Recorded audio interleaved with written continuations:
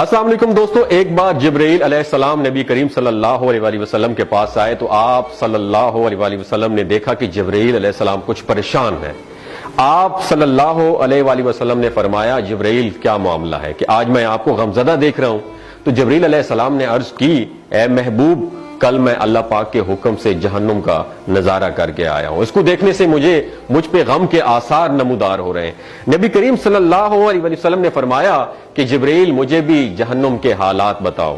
جبرائیل نے عرض کی، جہنم کے کل 7 درجے ہیں اور ان میں سے جو سب سے نیچے والا درجہ ہے اللہ ان میں منافقوں کو رکھے گا، اس سے اوپر والے 6 درجے میں اللہ تعالیٰ مشرک لوگوں کو ڈالیں گے، اس سے اوپر 5ویں درجے میں اللہ سورج اور چاند کی پرستش کرنے والوں کو، عبادت کرنے والوں کو ڈالیں گے، 4تھے درجے میں اللہ پاک آتش پرست لوگوں کو ڈالیں گے، اور 3رے درجے میں اللہ پاک یہود کو ڈالیں گے، 2 درجے میں اللہ تعالیٰ عیسائیوں کو ڈالیں گے۔ یہ کہہ کر جبرائیل علیہ السلام خاموش ہو گئے تو نبی کریم صلی اللہ علیہ وسلم نے پوچھا، جبرائیل آپ خاموش کیوں ہو گئے؟ مجھے بتاؤ کہ پہلے درجے میں کون ہوگا؟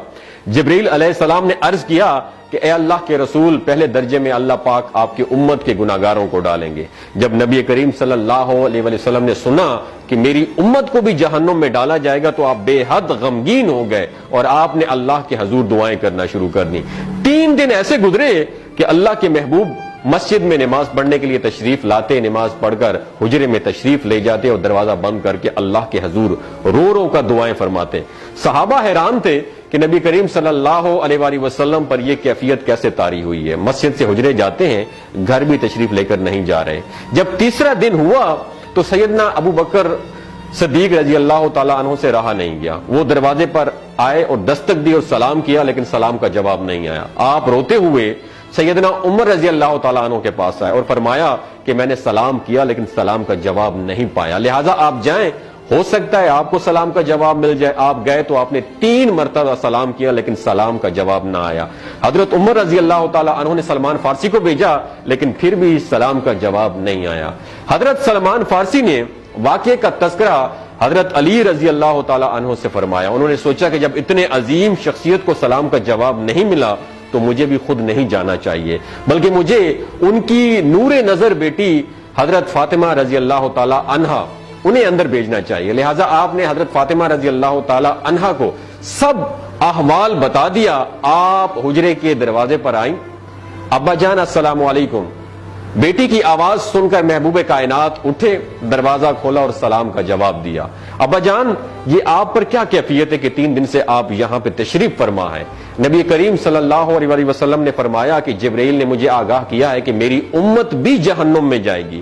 فاطمہ بیٹی، مجھے اپنی امت کے گناہگاروں کا غم کھائے جا رہا ہے اور میں اپنے مالک سے دعائیں کر رہا ہوں کہ اللہ ان کو معاف کر دے اور جہنم سے بری کر دے۔